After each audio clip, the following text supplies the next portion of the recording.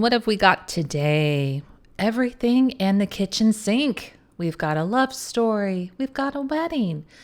We've got a divorce. And we've got homicide. My word, TMN, how many different stories are you bringing us today?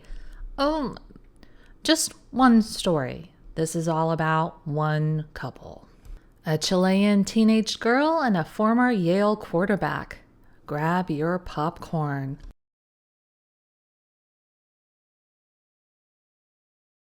(1911) Jackdesaulles, sometimes called Jack, is a former Yale star quarterback on the famed football team and a baseball player to boot. This was some 10 years earlier. Now he's a businessman and engineer of sorts who finds himself in Santiago, Chile for his work. It's summer in Chile. Friends are planning a trip to Valparaiso to the beach at Vina del Mar. Somehow, for some reason, a swim race was proposed and Jack would come out the winner. Not a blowout by any means, but a win is a win, ain't it? Many ladies were in attendance on the beach during the race. One of them, watching closely, was a teenager about 16 named Señorita Blanca Erazzuriz, daughter of Señora Blanca Erazzuriz Vergara, who happened to be one of the richest women in Chile. The Señorita is the niece of the former president of Chile, and the Señorita wanted to meet Jack. Now, apparently having a girl presented to you in public was not okay. But young Blanca didn't give a fig about formalities, having just returned a few weeks earlier from being convent schooled in England and typically getting her own way. And so Jack was presented to Blanca. On the surface, there really was nothing to it. But later that evening, Jack's friends would chide him about his inability to focus. He would deny having any issues, but no one believed him. And though he had been working in Santiago, he may have left his heart in Valparaiso. So he became a frequent visitor there. But Chilean decorum would get in his way. Blanca's mother would have to tell him that he could not call on them in the afternoon and then also come back in the early evening. 'Cause what would people think? Well, Blanca wasn't just staying at home pining for a visit from Jack. She would go to the country club with a young man named Juan, who would race horses and then play a polo match afterward. And Juan was good. That day he would win both of the races he was in and would score 5 goals for his polo team. And Blanca was there cheering him on. And, oh yeah, Jack was also in attendance, and he decided why could he also not go to the country club. But Jack couldn't ride horses. He could do almost anything else but that. So many mornings Jack could be found at the country club on or before 6 a.m. riding. 3 weeks later, the country club would have a big field day with some races and a polo match. Blanca was there as a guest of Juan, but who was in the riding race? Jack. And who was on the polo team to play opposite Juan? Jack. I don't know how Jack did in the horse races, the newspaper doesn't say, but his polo team did beat Juan's. Ouch. That night, Jack would call on Blanca's mother, the Señora, and ask her for Blanca's hand in marriage. The Señora very politely asked if he could please wait a few months. The following week, the Señora and her daughter Blanca were on a boat to Paris. For 2 months, Jack put his head down and worked his head off. Decided that 2 months was long enough. 2 months and 3 months were basically the same thing, and he too sailed for Paris. Jack called upon the ladies, and boom chakalaka, we've got a wedding in France, December 14th, 1911. February 1912, the couple is in New York City, staying at the Plaza Hotel. Everyone is happy. Now, I'm not sure how old Jack is. I'm assuming in his early 30s, and Blanca's about 17. A reporter called on the couple at the hotel, but found only Jack as Blanca was out. Jack urged the reporter to wait, saying, quote, "Oh, but you've just got to stay and see her. That's all there is about it. She's a wonder," end quote. Blanca would return shortly and comment that she was disappointed. Not in the city itself, but with the dancing. Quote, "Why, I never saw such dancing as they do in New York. They hop and run and skip and wiggle. Oh, it's perfectly absurd. I haven't danced once since I came here, and I had always looked forward to being able to come to New York to dance," end quote. Jack would say a mere month after the marriage, quote, "I just made up my mind that she was the loveliest girl in the world and I wanted her for my wife." It was no easy task either, for she had suitors galore. Until I went to Chile, all it meant for me was a long pink strip on a map in my geography. Now it means the world and all there is in it." End quote. Well, because I've already spoiled it for you,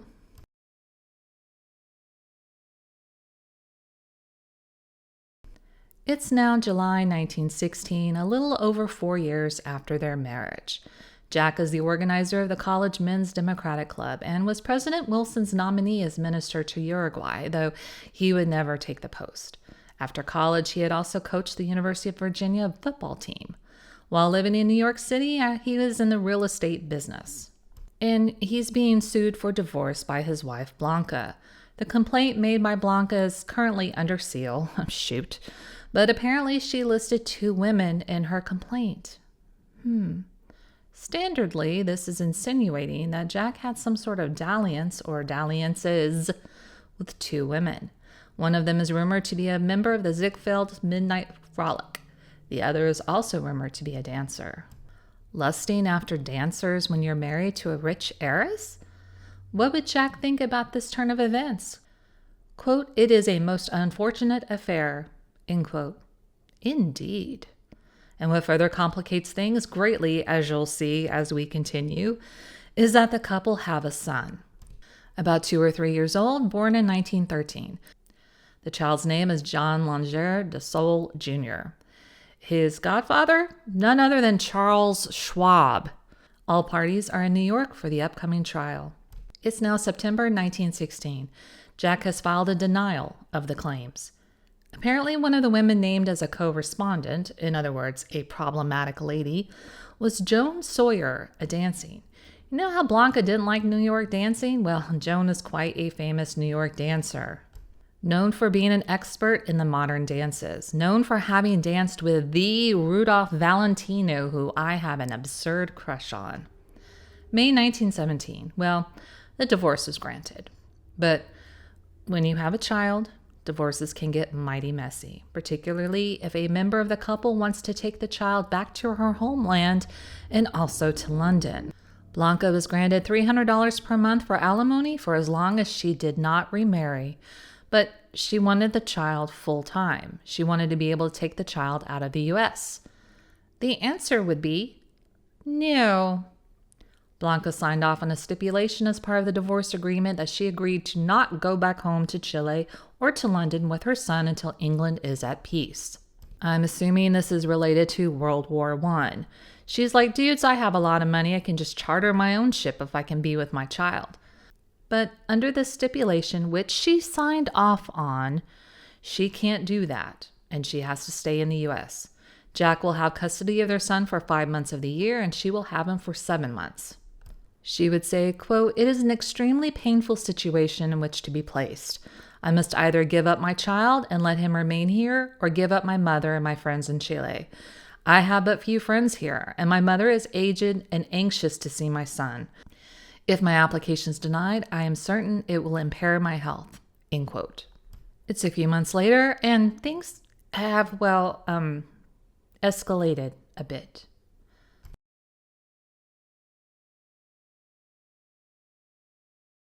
August 3rd, 1917. Blanca, fueled by desperation and having lost the ability to go to Chile with her son, decided to take the law into her own hands. On the show People's Court, back in the day, Doug Llewellyn would tell us not to take the law into our own hands. We should take it to court. Well, there were no televisions in 1917, and there was no People's Court show or Doug Llewellyn to advise Blanca. Blanca is being held in the Nassau County Jail. Why? Well, she went to Jack's summer home, oddly called The Box, in Hempstead, Long Island, not too far from her home in Roslyn. She demanded from him her child. Jack refused, and they argued. Allegedly, she said, quote, "Then this is the only way," end quote. She removed a gun from her purse and fired a shot which went into his back. She shot 4 more times, and he was lying on the floor, dying at her feet. Blanca was with her maid, not sure where her maid was during the murder, but at some point they both fled the house and hid in a hedge. Jack's father and sister, also at the house, hurried over when they heard the shots and called for doctors and the sheriff. Jack was rushed to Nassau Hospital, where he would die. Deputy Sheriff Thorne located Blanca still hiding in the hedge. She was initially arraigned on an assault charge, but once Jack was declared officially dead, that would change to murder. She would spend the night in jail, her maid held on $1,000 bail as a material witness. Apparently, they had hired a taxi driven by one James Hamilton, who would say that Blanca had told him to stop a quarter of a mile from the house, and she and her maid walked to the house, keeping close to the hedge that apparently lined the road. Blanca would state, quote, "I killed him, and I am glad I did it. He had refused to give me my child," end quote. Jack's father would tell the police that Blanca was greatly excited, but Jack was calm as he tried to tell Blanca that this was the legal agreement that they had to abide by, i.e. that she couldn't take her son. Currently, their ages are 23 for Blanca and 38 for Jack. So though the custody arrangement was duly noted, Blanca was upset because her son should have been turned over to her on August 1st. And well, he wasn't. So she had gone to Jack's to get her child, as she alleges it was now supposed to be her time for custody. And when Jack wouldn't give him back, well, there you go. On examination, one bullet entered Jack's back, another in his arm, and third in his wrist. As of the morning of August 4th, the other 2 bullets were not yet located. I'm not sure if this was written by newspaper for some added excitement or if it's sadly true, but the 4-year-old son allegedly saw his father being murdered while playing on the floor of the living room when his mother appeared. After the first shot to Jack's back, he fell through an open front window when the other 4 bullets had been fired. So, assuming she's going to trial for murder, the fact that she was packing heat on visiting her ex-husband will be telling. She could be said to have had intent if she was already carrying a new gun. Her friends would believe she had temporarily lost her mind, that Blanca was always high-strung, extremely upset over the circumstances of the divorce and the custody arrangement. If she returned to Chile, where her family lived, she would have to give up her son. If she stayed in the U.S., she would have to give up her parents and family. And also the decree stated that when her son turned 8, Jack would have absolute charge of the child's education. And as such, Jack would in turn have custody of the son for 9 months of the year while he was in school, and Blanca would be reduced to 3. Blanca was extremely bitter over the fact that she was the one that had brought the divorce, had proved her husband had done some nefarious stuff. Yet he was able to keep the child in the U.S., forcing Blanca to sacrifice her birth home and family in order to stay with her child. While she was at the police station arranging for counsel, she contacted a phone number which was the Ritz-Carlton Hotel. It was not known to whom she was speaking with, but this was the conversation. She would say, quote, "I'm in jail for shooting Jack," end quote. She was then asked why she shot him. She would reply, quote, "Because he would not give me my baby," end quote. Quote, "My God," was the exclamation from the voice in New York. "That sort of talk makes me tired," end quote. Quote, "That is what everyone says when I tell them," end quote. Well, as time passes, stories change a bit, don't they? Charles Petinius, friend of Jack's, had talked to some of the witnesses and told the DA what he had heard, that Jack had actually called on Blanca at her home the day before, reminding her that their son was due to his house August 1st. He then packed the boy up and took him to Jack's home in his car. This was because the court ordered that they have alternating months, so according to this story, August was Jack's month for custody, and he was there to get his child for his custody month, and because he had his father and sister visiting him. When Blanca appeared that night, all of the family was in the living room when Blanca burst into the room, her hands hiding in her dress folds. Jack allegedly smiled and held out his hand to Blanca, saying, quote, "Why, hello, Blanca," end quote. They had a brief convo, Blanca staring at their son, when she allegedly said, quote, "It is no use. You cannot have the boy. I've come to see about taking him away," end quote. Jack would reply, quote, "I'm sorry, but I can't discuss that. I don't want to argue," end quote. He stepped away from her towards the open front window and gave her his back, as if to end the conversation, and that's when she pulled out the gun and shot. Jack's aunt, Mrs. DeGeneres, would run from the stairs and grab the child, but he had already seen everything. Then allegedly Blanca said, quote, "Well, it's too bad, but it had to be done. I suppose it's time to send for the police," end quote. Mrs. DeGeneres told a similar story. Quote, "The boy was sitting at the foot of the stairs, and Major DeSaulles Jack's pa, was on the couch when she entered. For a long time after the shooting, she sat on the couch in the living room, her head in her hands, gazing straight ahead. I asked her why she had done this thing. "It had to be done," she replied. "I'm glad. Where are the police?" End quote. The child would be sent to live for the time being with another of Jack's sisters who also lived on Long Island. August 5th, 1917. Blanca's attorney, Henry A. Uderhart, is hinting at a possible temporary insanity plea for Blanca. Now, according to attorney Uderhart, Blanca feared that Jack would want to keep their son longer than he was supposed to have him. Mr. Uderhart said that Jack had the boy from June 1st to July 6th, 6 days more than he should have, and so Blanca should have had him July 6th to August 8th. But Jack, wanting the child to be at his house with his visiting relations, went to get the son from Blanca's. She granted the request, but was of the understanding that she would have her son back that same evening.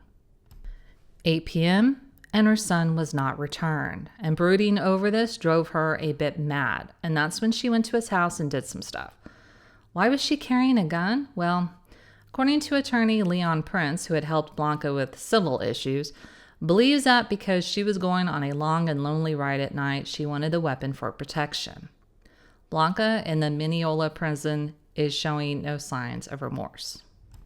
And we've got some chitter chat. Some are saying that Blanca did not have the millions of dollars she was said she was due to inherit. In fact, she only had about $150,000. Another story reported about $60,000, yet another $100,000. Actual dollar amounts are all over the place, but it certainly ain't in the millions. And this was actually per her lawyer. She had learned that her fortune was not what she had believed it to be, that relatives of hers had squandered the family fortune down to a fraction of what it should be. According to her attorney, Uderhart, Jack got $47,000 from Blanca after their marriage, I guess as some sort of dowry, $37,000 in cash and $10,000 in bonds, and Jack spent it. Blanca had been told that Jack had had to borrow money just to sail to her in Paris to get married.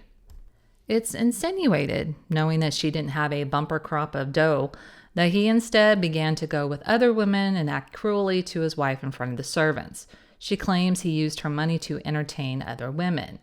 About the night of the murder? Now, according to her attorney, she had not expected Jack to be at home.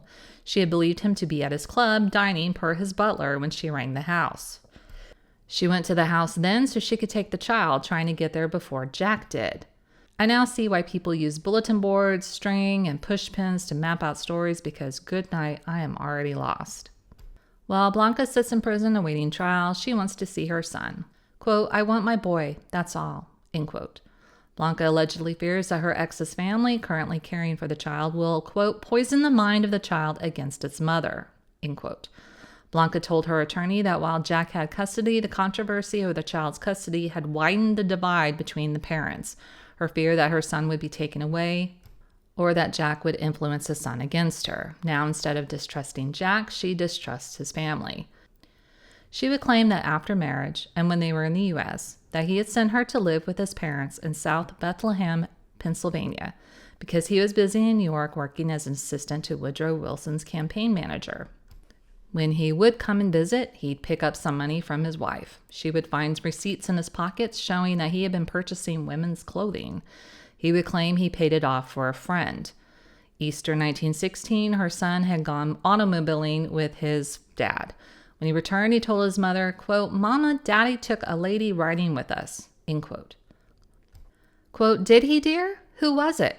end quote, asked the mother, hoping it was one of the relatives. Quote, "Daddy called her Joe," end quote, the boy replied. Joe, according to Blanca, was Joan Sawyer, the New York dancer, named as a co-respondent in that divorce suit. Blanca's attorney, Uderhart, would say, quote, "Jack desaulles boasted he could treat any girl he went after, and he could, the sort he went after. You do it with a bunch of roses in the morning, automobile rides in the afternoon, theaters and dinner at night," end quote. Two of Blanca's friends visited her in prison, and this spoke with a Washington Times reporter, August 6, 1917. The reporter kept the women's names confidential, but here's what they said. Said the St. Eulalie woman, Quote, "Poor child, she doesn't realize what she has done, nor what may be the consequences. That is because one consideration has eclipsed all others in her mind. She thought that the man who had taken everything else from her, her youth, her love, her faith, was going to take the child too. She couldn't bear it. Now that she knows he can't take little Jack, she is content.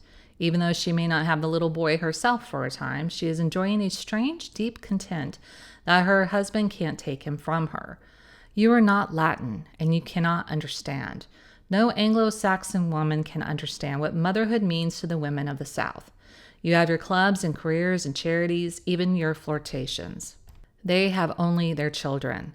If it is possible to be too thoroughly the mother, they are that. They can see their husband's love go to another. They can bear his unkindness and cruelty. They can bear abandonment and loneliness and poverty. But deprive them of their rights as a mother, and you are sowing a whirlwind.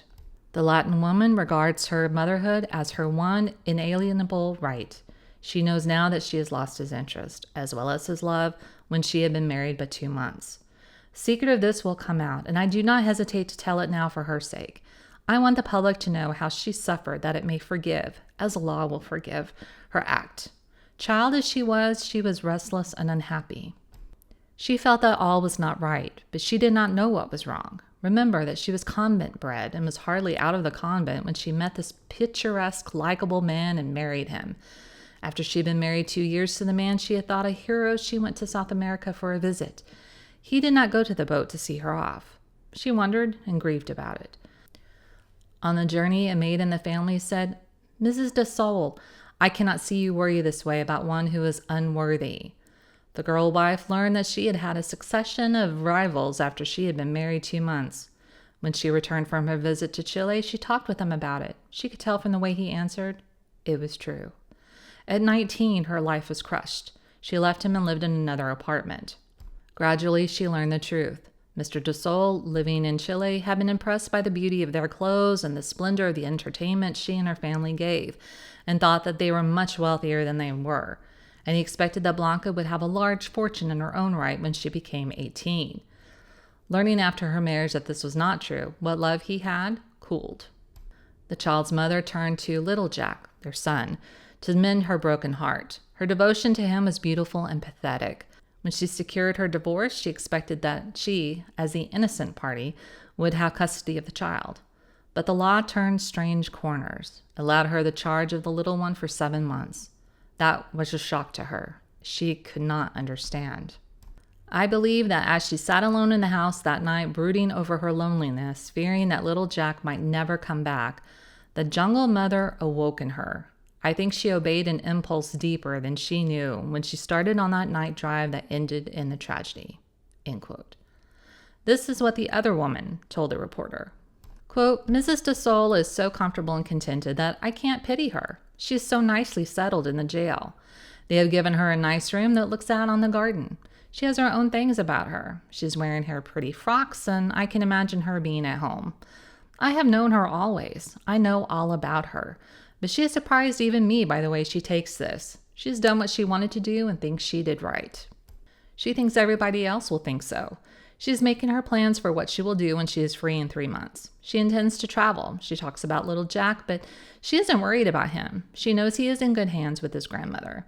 She wasn't insane when she killed her husband. She doesn't want anyone to think she was. She doesn't want her lawyers to say so. Every man has a good side, and John desaulles was a good father. It nearly killed her to see little Jack so glad to visit his daddy. She didn't care for her husband anymore. She had gotten all over that. But it made her frantic to see the child so fond of him. I thought the case looked very bad against her. She had traveled 8 miles with a revolver. They couldn't call that an impulse. But she is so sure that everything is all right that she convinced me. Her family is very wealthy. Her mother and brother and sister will do all they can for her. But I hope they won't come up for the trial. She will seem ever so much more pathetic if she is alone. Don't you think so?" End quote. One of the jailers would say, quote, "She is so unconcerned, it seems to me she must be wrong in the head. She even remembers to rouge her lips." End quote. Another jailer, quote, "I think she's suffering but hides it. Her face is very weary looking for a young woman of 23, and she is deadly pale." End quote. I always find it interesting how people can have very different impressions of the same person. When Blanca was asked by a visitor why she took a gun with her if she hadn't intended to shoot Jack, she answered, quote, "I carried it for my own protection on the road. I knew we had to drive 4 miles across the plains from Roslyn to Westbury on a lonely road, and not a mile and a half beyond Westbury the road was lonely too. We had a strange chauffeur. I took the revolver to protect my maid and myself." End quote. August 7th. Blanca has become unwell as the days pass, to the point of being removed from her cell and into a room adjoining the sheriff's quarters, with talk of her lawyers possibly petitioning the court for her to be removed to a hospital. The jail doctor, Dr. Guy Cleghorn, quote, "We made a preliminary physical examination of Mrs. DeSaulles last night. Her physical condition is very poor. She is anemic and undernourished and weighs less than 100 pounds. She is mentally apathetic and listless. She submitted to the examination like a child and did not seem to realize or be interested in what was going on." End quote. Blanca's mother, the Senora, has cabled friends in D.C. that she is sailing from Chile to New York to help her daughter. Mid-October 1917, Blanca has entered a plea of not guilty in front of the Supreme Court with her trial starting in November.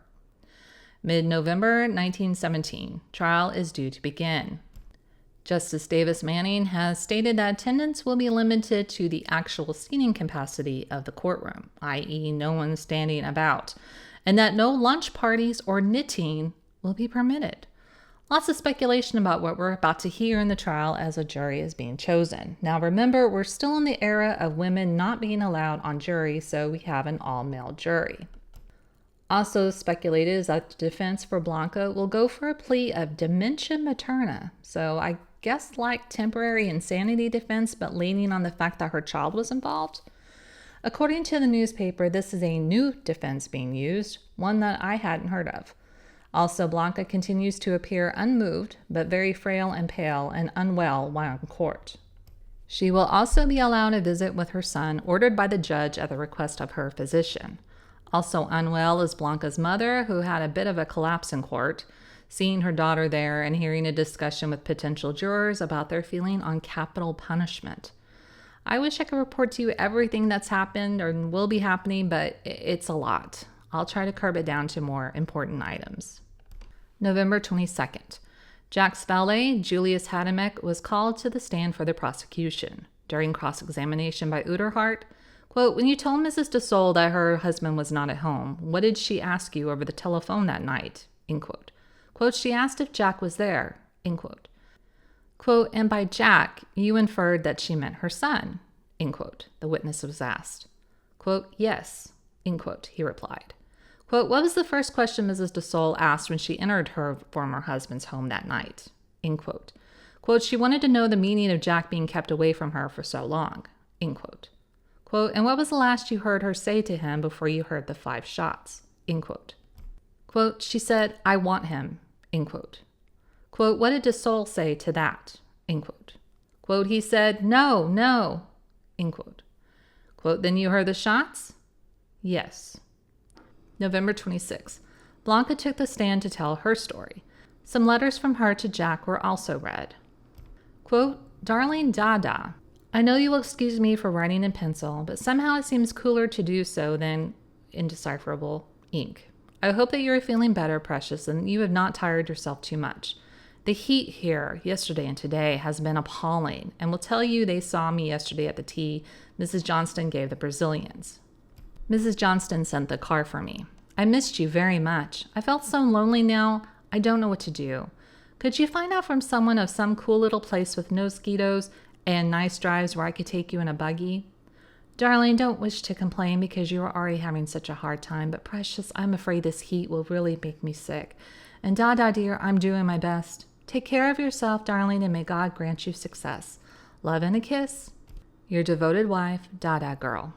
End quote. Another letter, quote, "Darling Dada, I have a great big heartache ever since you told me to go to your room, and I had made up my mind that I would not write to you until you wrote to me or else spoke one sweet word through the phone, but I have relented, and instead I'm going to tell you how harsh and unkind you were. I did not think ever in your lifetime, even if you lived 100 years, you would have ordered me out of the room, much less have gone without saying goodbye, or we're going to stay that day after 1,001 professions of love." End quote. Several letters read basically the same thing. She loved him, she worried about it, and she was lonely without him. From 1914, a letter she had written to her son's former nurse, Ethel, spoke of Blanca's growing frustration with Jack's mother, who I'm assuming she was living with at this point while Jack was working in New York. Quote, Mrs. DeSaulles has almost got me frantic. I have to use the utmost strength of mind not to pull her hair. Really, I've been so patient and put up with so much that now my patience has turned into hate. Isn't that perfectly frightful? She is worse from day to day. Now she wants to know why I don't go away and keeps on asking me how much longer I'm going to stay, as if it were a pleasure for me to stay in a place which is exactly the opposite in every way to the house I was brought up in. She ought to be thankful that her son was married a woman who has stood everything without saying a word, just for his sake. I have fought against this and keep on fighting. I am so young and I want to be happy. I try to think of the future, of more cheerful days, making imaginary plans for a little home, beautiful and refined, peaceful and sweet, for my baby boy to grow up in, but something in me keeps on crying, what's the use of hoping that way? Who was ever known to be happy in this world? Oh, how much I want to be happy. End quote. Blanca would testify to other aspects of her life that we already know about. Also mentioned that the revolver she killed Jack with was actually bought for her and given to her by Jack since he would be away so much. Checks were shown that she had given to Jack for this and that. 2 checks for $6,000 each were given to him to pay for a house on 78th Street, which he actually only paid $7,000 for, so you could assume he pocketed $5,000. There were more money discussions. She also alleged that Jack had been drinking a lot. She was asked if she had said anything to him. She would reply, quote, I told him he was driving me crazy. He said he couldn't help it. I said I was unhappy and would like to go home. He said to go ahead and get a divorce if I wanted one. When I sailed for Chile with my baby during a visit home, I felt wonderfully happy, end quote. Apparently, when she was on someone's motorboat, she witnessed her husband on the Duke of Manchester's yacht with many women. She also said that Jack had sold her car and kept the money. Quote, in London, I found a card he had from a woman living in a fast quarter of the city. I was shocked. He told me the woman was crazy about him and had often kissed him, end quote. She was living on East 60th Street. He lived on West 57th Street. She wanted to live there too, and he said she couldn't. She retold the story about how her son told of an excursion with his father and a Miss Joe, who was identified as Joan Sawyer. When she confronted Jack about this, he allegedly told her, quote, well, do you think you're the only woman in the world who loves me? End quote. So the prosecution would get their turn at her and were trying to see if she had a disease of the thyroid gland called hypothyroidosis, which was what the defense was actually using in their defense of why she had been unable to account for what happened exactly during the murder. They asked her if her nails were brittle. She would say yes, they were nearly always brittle. Was her hair falling out? Yes. She would say both of these things had been very true just over the last few months. Did she first remember being in jail? She would say sometime in August, when she was first unhappy with her husband. He would pull out letters at the time period she said she was not happy, and there would be nothing in the letters to indicate her unhappiness. The judge actually asked her about these letters, and she would say she didn't feel as she wrote, but that she wrote in the manner described to hold her husband's love. The judge would ask, quote, you wanted to hold him by flattery? End quote. Quote, yes, by flattery, end quote. Now, judging by the prosecution's questioning, it wasn't great. They would ask her about certain details in her letters or in her testimony as to whether or not she meant that, and she would say no or say that she wasn't happy. A letter from Jack to Blanca was read from May 1916 telling her he hoped the family could get together again, that he would give her one more chance and that she must turn over a new leaf and be a wife to him again. She would respond that it was insulting. Items closer to the murder, though, were unclear. She would not remember writing a check to bail her maid out. She didn't remember who had recommended Mr. Uderhart as her attorney. He asked her when she had finally come to her senses. Then Mr. Weeks, the prosecution attorney, brings out a bundle of more checks regarding household expenses and who paid what. She stated she paid bills while she had money, and if she didn't have money, he would pay them. Then D.A. Weeks would question her about things that her husband paid for. D.A. Weeks and Blanca testimony. Mrs. DeSaulles, when did you first learn that you had shot your husband? When Mr. Wright told me. Where? In the jail. Did he tell you that you had shot your husband in the back? I don't remember. Now, Mrs. DeSaulles, let us get down to the day of the shooting. What time did you call up at the box? That's Jack's house. About 8 o'clock. Did you call up Hamilton Garage before you telephoned to Mr. Eaglehart? I think so, but I'm not sure. Before Donner, the chauffeur, arrived, you had put your revolver in your pocket? I don't remember. I always carried a revolver when alone. I think I put the weapon in my pocket after I went in to put my hat on. I recall getting into the taxi with my maid and my dog and remember telling Donner to drive to the box. Do you remember taking the shortcut across the plain to the box? No. Do you remember getting into the taxi cab? Yes. Do you remember arriving at the box? Yes. And you stopped some distance from the box? Yes. And you told Mr. Donner to wait for you? I may have, but I don't remember. You remember walking across the grass? Yes. And entering the house? Yes. Who were the first persons you saw? My baby. And Mrs. Degener? Yes. Do you recall having the revolver? I don't remember. But you had it in one pocket of your sweater? Yes. You didn't speak to your boy? No. Did you speak to Mrs. Degener? Yes. You made no attempt to take the boy then? No. Didn't even speak to the boy? I don't remember. Do you remember your husband coming toward you with his hand outstretched to greet you? No. What was the part of your husband you last saw? His eyes. But he was shot in the back. Was he? I'm asking you. Dr. White told me he was shot, but didn't say in the back. When did you first hear that he was shot in the back? When Mr. Marshall Ward said so at the inquest. End quote. The questioning went on for quite some time, as you can imagine. She remembered some things and not others very basically. Notably, she didn't remember telling Constable Thorne that she hoped her husband would die. She didn't remember being arraigned, being in court the first time, going to jail. She did testify to having pains on her head over the past year. November 30th, 1917. Apparently the defense is boring the jury by posing a hypothetical question to alienists for some 30-plus minutes. The question was read once, all alienists were in the room and heard it, and then I guess each one was then asked. Apparently this had to do with what Blanca had testified to and her supposed hypothyroidism. Was she fully cognizant of what she had done if she had hypothyroidism? She also had a head injury when she was a child, and an automobile accident later on that involved an injury to her head. Could these have caused her to have issues with thought processes? Juror number 4 fell asleep, awoken by the juror next to him. Blanca seemed to be completely dejected at this stage, even though this involved her own attorney. Several other jurors seemed not interested, approaching possible nappy choo-choo time. Thankfully, defense rested. December 1st. Jury only needed 1 hour and 43 minutes for deliberation. What do you think happened? Blanca was acquitted, not guilty. Though the defense formed the basis of their case on temporary loss of accountability, there was no mention of insanity in the verdict. The court clerk would ask, "Jurors, look upon the defendant. Defendant, look upon the jurors. Gentlemen, what is your verdict?" "Not guilty," came a chorus from the jury box. After the verdict was read, Blanca shook hands with each juror and gave them a nod of thanks. Her only comment, quote, "I'm so happy," end quote. So as of right now, her acquittal means that she is the only custodian of her son, and the judge even mentioned at the end of the trial that if Jack's family had any issues with that, he would apply for a writ of habeas corpus to force them to give her son John to Blanca.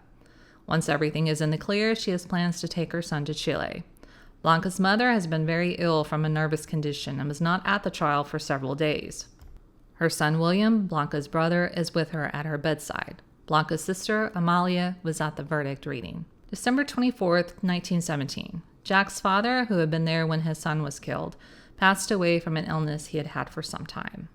March 12th, 1918. Blanca has been named as the full legal guardian of her son John, the only thing she had wanted this entire time. March 24th, 1918. Blanca has pulled up stakes and moved to Japan. A week later, another newspaper said she was in California. In August of the same year, another newspaper said she was in Chile. From what I can gather, this is probably the true story.